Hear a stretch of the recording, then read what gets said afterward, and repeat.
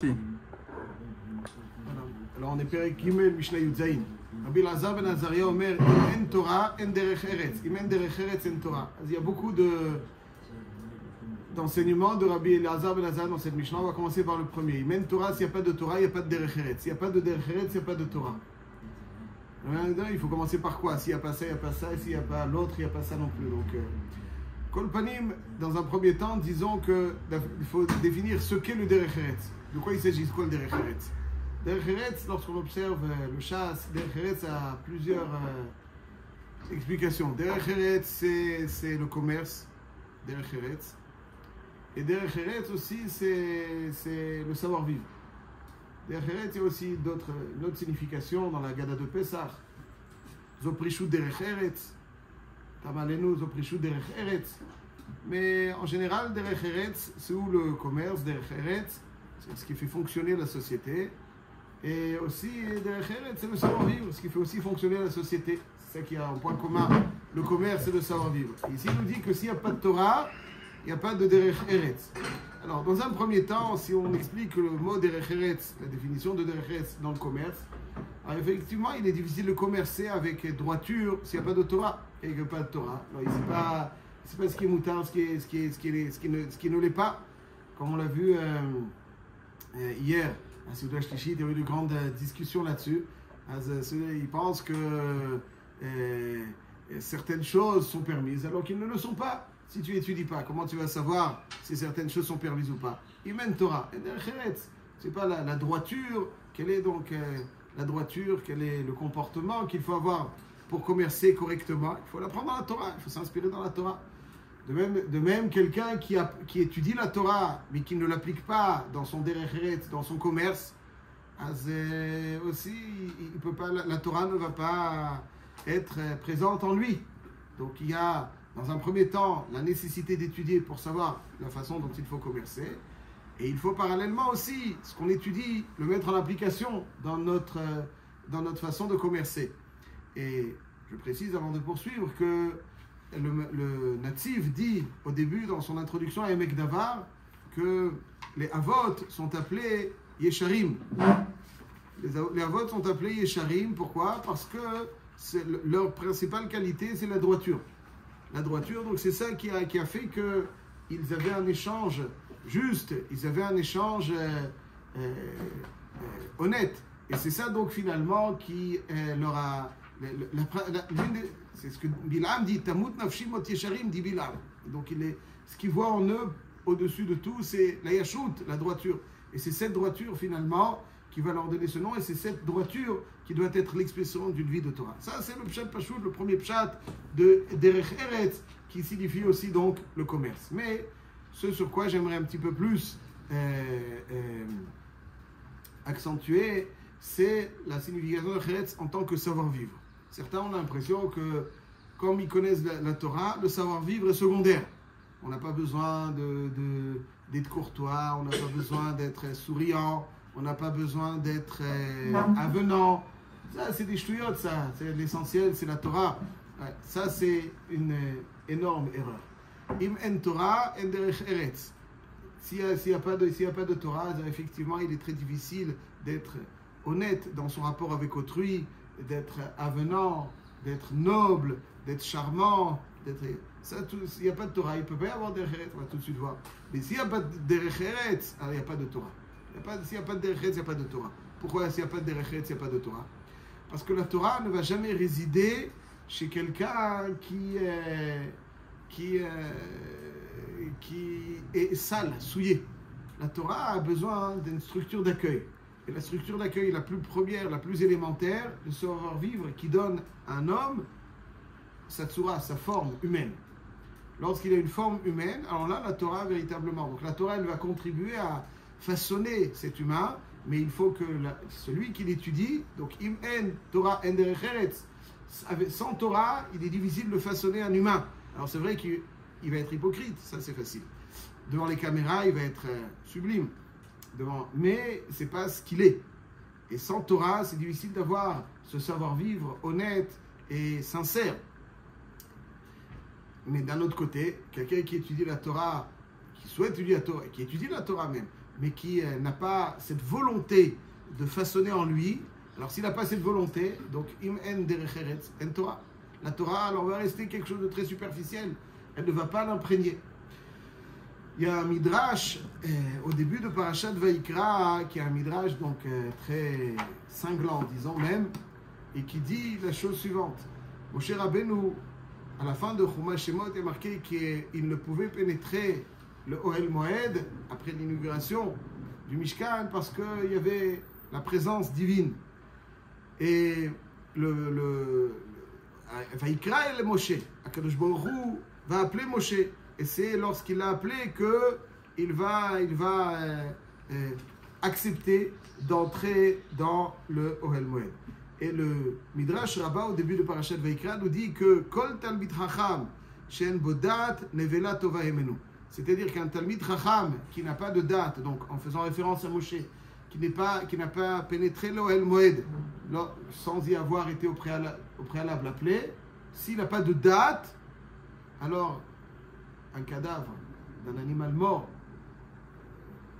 est mieux que lui. C'est-à-dire que Kol Mitracham Shen Bodat Nevela Tova Hemenu. C'est un Talmid Chacham qui a une Bodat Nevela Tova Hemenu. C'est étonnant. Qu'est-ce que ça veut dire? Ça veut dire qu'il y a une odeur nauséabonde, mais qu'est-ce que ça veut dire un peu plus profondément? Le date, c'est quoi un Talmid Chacham Shen Bodat? C'est quoi le date? Le date, c'est toujours le lien. Et la Chokhma, c'est l'apprentissage. La Bina, c'est après, une fois que j'ai intégré cet apprentissage, alors je peux faire des déductions, générer de nouveaux enseignements. Ça, c'est le Bina, la Shon Ben. Je peux générer de nouveaux enseignements à partir de... Quand quelqu'un il répète comme un perroquet ce qu'il a appris, il n'y a pas de Bina. Il y a la Chokhma, il connaît, mais pas de Bina. Sans Bina, il n'y a pas de possibilité de progresser. Donc la Chokhma, j'apprends. Mais après, une fois que j'ai bien intégré, alors je sais mettre l'accent sur le sens profond de cet enseignement.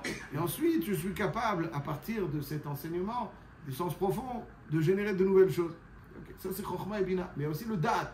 L'une des interprétations du Dat, c'est le Chibour.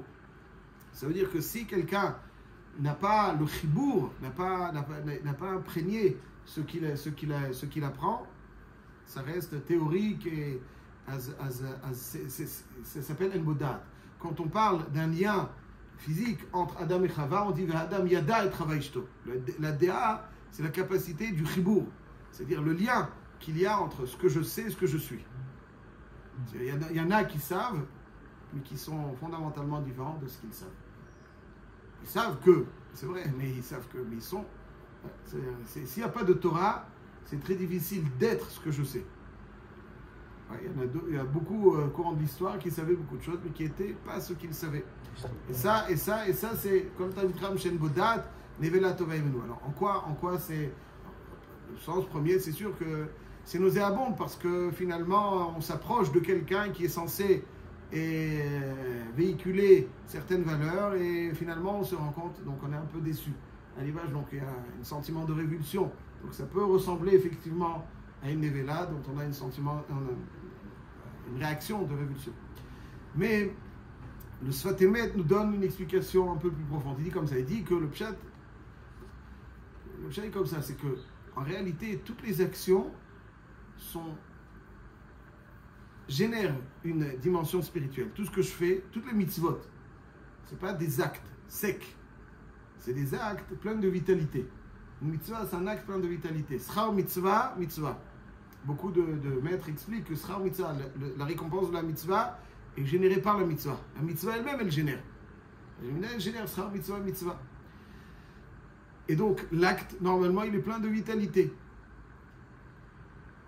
Ce qui donne à un acte sa vitalité, c'est finalement donc la Torah qu'on a. Quand un homme de Torah fait quelque chose, un homme qui a été imprégné par son étude, par les valeurs de la Torah fait quelque chose, ce qu'il fait est beaucoup plus générateur, parce qu'il le fait avec son être. Il ne le fait pas seulement avec sa tête, il le fait avec son être. Lorsque je fais quelque chose avec mon être, alors je génère une dimension spirituelle à travers mon acte beaucoup plus grande. Lorsque quelqu'un fait quelque chose avec sa tête, alors l'acte peut être mort. Il le fait parce qu'il a appris, parce qu'il En fait, il le fait pas avec... Alors, l'acte, il manque de vitalité, de saveur. Il le fait avec... Et donc, quelqu'un qui n'a pas de date, c'est-à-dire qui n'a pas su s'imprégner et faire les choses, donc s'imprégner de la Torah et faire les choses, pas simplement avec sa tête, mais avec son être, alors il y a une dimension de vitalité qui manque à son acte, et c'est un petit peu comme une nevela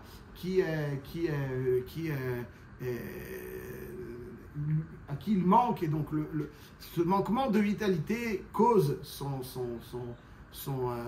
statut dégradé. Alors quelque part, ce manque de vitalité dans un acte de mitzvah même, alors qu'il aurait pu être beaucoup plus grand, mais il n'a pas intégré. Ça, là, il y a quelque chose. C'est pour ça que Moshe Rabbeinu, il a marqué à la fin de Chumash Shemot, Velo yachol Moshe. Moshe n'arrivait pas à rentrer jusqu'au moment où Hachem l'appelle. Parce que Moshe savait que sa dimension de Hanava, la Dinout, c'est pas qu'il a décidé de ne pas le faire. Il n'arrivait pas à le faire. Il y a des choses qu'on ne peut pas faire. Pas simplement, j'ai dit, il faut. Il y a un code dans la société qu'il faut respecter. Il y a des choses que je ne peux pas faire. J'arrive pas. Ça, Velo yachol Moshe. Parce qu'il a du date, c'est-à-dire que sa Torah, elle a imprégné, et donc elle orientait son comportement, le comportement de son être. Si cet homme qui n'a pas cette qualité, qui ressemble à une Nevela, je peux comprendre, mais pourquoi on dit que dans le Midrash, que la Nevela, elle est mieux que en quoi elle est mieux? C'est quoi être mieux? Une Nevela, c'est mort, il n'y a plus rien. Nevela, elle subit. Lui, il néglige. Lui, il néglige. Ça veut dire que quelqu'un... C'est volontaire. Il n'a pas mis en... C'est négligent. Ça veut dire il a une opportunité d'offrir une vitalité grandiose, et finalement, c'est pas... Et des fois, ça peut être... Gadol Talmud, il y a marqué dans la Gemara, Gadol Talmud, la grandeur de l'étude, c'est qu'elle permet l'action. Pourtant, on sait que Talmud Torah Keneged Kulam. C'est-à-dire, si je dis que l'étude est grande parce qu'elle amène à l'action, machma que l'objectif c'est l'action, l'étude n'est qu'un moyen. Alors qu'on sait que Talmud Torah Keneged Kulam, APA, Vabikuri, Rayon, Gmunut Rasadim, Talmud Torah Keneged Kulam. Donc, pourquoi est-ce qu'on vante l'étude? Parce qu'elle amène. L'étude, au contraire, elle est plus grande que... Le chat est que, ici, on vante l'étude parce que l'action qui provient de l'étude est plus grande. Gadol Talmud Shemevi l'idémassé. Ça veut dire que c'est le sabbat mislabodka, comme c'est expliqué. Gadol Talmud Shemevi l'idémassé, c'est-à-dire que le maasé qui est fait, lui est grand grâce à l'étude. Parce que l'action qui est faite par cette expérience, qui est faite par l'être qui a imprégné cette étude, cette Torah en lui, alors c'est une action fondamentalement différente. Gadol Talmud, chez Mevili des Maasé, c'est lui qui génère le Maasé tel qu'il doit être. Et c'est ça qu'il dit Rabbi Lazar ben Azaria. Rabbi Lazar ben Azaria, juste pourquoi c'est lui qui donne cet enseignement. Semblerait, je le dis très rapidement entre parenthèses, dans la Gemara, dans Masechet Brachot, il y a marqué que il a été nommé à la place de Rabban Gamliel. Et puis, il y avait une différence d'approche entre Rabban Gamliel et Rabbi Lazar ben Azaria, n'est-ce pas? Qui rentre dans le Beth Midrash? Est-ce que tout le monde est accepté ou bien on fait une sélection? Au début, on fait une sélection. Au début, il fait une sélection. Rabban Gamliel, lui, il était pour la sélection. Et Rabbi Lazar ben Azaria, Nitrabous of Salim. N'est-ce pas? Nitrabous of Salim, c'est-à-dire qu'il y a eu beaucoup de banques qui ont été rajoutées. Nitrabous of Salim. Rabbi Lazar ben Azaria, lui, c'est celui. Mais attention, il disait, c'est vrai, je vous laisse rentrer tout le monde pour Chim Abaïm. Mais à la condition. C'est-à-dire, d'après Rabban Gamliel, il fallait être à un certain niveau avant que tu sois accepté au Beth Midrash. Après Rabbi Lazar ben Azaria, Baruch haba. Mais attention, si tu rentres dans une perspective de Derech Eretz, c'est-à-dire tu vas prendre la Torah. Mais im en Torah en Derech Eretz. Si tu n'as pas de Torah, pas de Derech Eretz, il suffit de sortir dehors. Et on voit tous ceux que en Torah en Derech Eretz, il y a beaucoup d'hypocrisie, mais pas de Derech Eretz. Derech Eretz, c'est la noblesse de l'être. La noblesse de l'être, pas l'hypocrisie, attention. L'hypocrisie, c'est l'hypocrisie, la noblesse de l'être. La noblesse, c'est la noblesse. C'est pas quelqu'un qui dehors, bonjour madame, bonjour monsieur, mais dans les coulisses, c'est un animal. La noblesse de l'être. Ça, c'est Imen Torah en Derech Eretz.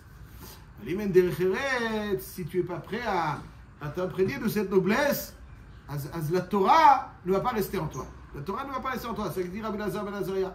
Ça veut dire que il faut les deux. Il faut il faut que la Torah, elle génère donc aussi ce derech eretz. La Torah, elle génère ce derech eretz, mais il faut être enclin à vouloir s'imprégner grâce à la Torah. Il y a, dans son introduction, Rabbi Shimon Shkop fait allusion à un passage qu'on a lu au Shabbat. C'est pour ça que marqué Psol lecha sheli luchot avanim karishonim. Et il dit que c'est-à-dire quoi Psol lecha? C'est-à-dire les premières luchot, Maaseh Elokim. C'est Hachem qui les a façonnés, sculptés. Les deuxièmes luchot, c'est Psol lecha. Pourquoi? Ma avot baiser. Pourquoi Akadosh Baruch Hu ne voulait pas. C'est toi. Ma inyan. C'est des choses très profondes, mais ça, goûter, qu'est-ce que c'est? Maïnian, pourquoi Hachem ne va pas aller? Débrouille-toi, comme si débrouille-toi. Maïnian. Psol lecha sheli luchot avanim karishonim. Chatavti al haluchot. Psol lecha vechatavti al haluchot. Après, c'est moi qui écris. Tadvarim asher hayu al haluchot harishonim asher shibarta. Psol lecha, Akadosh Baruch Hu, la première, il était cassé. La deuxième, c'est la même chose. Non, psol lecha. Le pshat, il est ici, dit le Rabbi Shimon Shkop, il dit psol lecha, le pshat dit comme ça. Avant les premières louchot, il y avait une certaine capacité à maîtriser le Yetzer Hara. Après les brisures des louchot, alors l'homme a été dégradé, le Yetzer Hara dorénavant fait partie de lui un petit peu, comme l'image de Adam Arishon avec le chet de Adam Arishon. Psol lecha, c'est-à-dire c'est toi qui dois façonner ton être de telle façon à ce qu'il soit dorénavant, il soit apte à ce qu'on insuffle en lui les paroles de Torah. Psol lecha sheli luchot avanim karishonim. Il faut façonner. Une fois que toi tu as cette première mise en place, ce premier dispositif, à ce moment je vais écrire. Donc ça, im en Torah, en derech eretz. Mais attention, im en derech eretz, en Torah. C'est-à-dire psol lecha. Toi tu dois venir dans une perspective de marquer que Moshe Rabbeinu nit asher mi psoltan shel luchot. Asher, ça veut dire qu'il s'est enrichi. C'est des choses aussi très profondes. C'est à quoi il s'est enrichi. Psolet shel luchot, c'est-à-dire qu'en façonnant, il s'est enrichi. Je pense que, bon, c'est des choses. Ce qu'on peut expliquer aussi, c'est que, ça veut dire que ce qui enrichit l'homme, c'est sa capacité à se façonner. Quand Hachem, il dit, quand il projette la création, il dit Naaseh Adam, faisons un homme. Il emploie le pluriel. Pourquoi il emploie le pluriel? Il est l'unique créateur. L'une des explications, c'est qu'il dit à l'homme, toi et moi, on va faire cet homme. C'est-à-dire, moi, je crée l'homme, et c'est à toi ensuite d'apporter ta contribution pour devenir cet homme que tu dois devenir. On ne naît pas homme, on le devient. Quelqu'un qui ne fait pas ce qu'il faut faire pour devenir cet homme, il ne sera jamais un homme. Il sera jamais un homme. Naaseh Adam. Naaseh Adam. C'est ça qui dit Psol lecha. C'est ça qui amène la richesse à un homme. La richesse d'un homme, c'est un homme riche. C'est un homme riche. C'est pas il possède la richesse. C'est un homme riche. C'est un homme riche, c'est Psol lecha. C'est pour ça que Imen Torah, el derech eretz. Tu peux pas, tu sculptes quoi? Après, c'était vide. Tu as le cli sans rien. Donc tu ne peux pas avoir cette noblesse. Aval Imen derech eretz. Si tu n'as pas toi le premier approche à vouloir façonner ton être, la Torah, elle te pénétrera pas. La Torah, elle te restera. Il dit, Rabbi Shimon Shkop dans son introduction, il dit, je vois ici qu'il parle aussi, oui, je n'avais pas vu dernièrement, il dit, Lo yeshir Moshe la mipsoltan shel luchot ve'unyan nifla, shelo matza Kadosh Baruch Hu siba acheret asher yoshira ki nipsolet, ועל פי האמור שעל פי השתנות הכנת הלוחות ניתן מקום למקבלי תורה לקבל עליהם עול תורה אשר על פי זה ראו לכל וישרה להפריש עצמו מכל עסקי העולם etc. Bon, il dit il donne encore une autre interprétation, mais en tout cas l'explication. Il dit que finalement c'est pour ça qu'on ne verra jamais un Talmid Chacham digne de ce nom qui est avec qui n'a pas ce comportement. Il n'y a jamais, moi je vous dis. Et il peut faire de beaux discours, ça c'est possible, parce que faire de beaux discours, ça peut être un Talmid Chacham. Il peut donner aussi quelques halachot, ici ou là. Ça ne veut pas dire que c'est un Talmid Chacham. Mais un vrai Talmid Chacham, qui est vrai, comme on les aime et comme on les connaît, il ne peut pas être s'il n'y a pas de derech eretz. C'est pour ça que Kadosh Baruch Hu, il a fait que si tu n'es pas possède et atzmecha, il n'y a pas l'écriture des luchot qui viennent. Ça n'existe pas. J'ai un certain âge mais נער הייתי, קצת זקנתי, אבל לא ראיתי, je n'ai jamais vu quelqu'un qui est shafel, grossier personnage, être un Talmid Chacham. Jamais. Jamais. Jamais. Pourquoi? Un vrai Talmid Chacham, hein, il peut donner des halachot, il peut faire de très beaux discours, mais c'est pas un Talmid Chacham. Ça c'est psol lecha. פסול לך שני לוחות אבנים כראשונים. זאת אומרת, כפור את וכתבתי על הלוחות את הדברים אשר היו לוחות הראשונים אשר שיברת. אם אין תורה, c'est vrai, אין דרך ארץ aussi. זאת אומרת, comment tu vas être... אבל אם אין דרך ארץ, donc אין תורה גם. זאת אומרת, il y a pas... Parce que le cœur de l'homme, il est comparé aux louchot. C'est pour ça que dans certaines... Ils font les louchot en forme de cœur. Alors qu'ils étaient carrés. Ils font en forme de cœur parce que ça, le cœur de l'homme symbolise les louchot. Donc si toi tu façonnes ton cœur, Hachem va insuffler la Torah. Donc si tu le façonnes pas, il n'y a pas de Torah. Mais si tu le façonnes mais sans Torah, alors il reste vide. Donc Imen Torah et Decheretz, Imen Deretz en Torah. Ça c'est donc le Yesod de Rabbi Lazar ben Azariah qui lui a invité tout le monde à rentrer dans le Beth Midrash. Mais tu peux rentrer dans le Beth Midrash. Mais à la condition que tu viens pour te perfectionner avec la Torah, devenir aussi celui qui est imprégné de Decheretz. Chazak ou Baruch.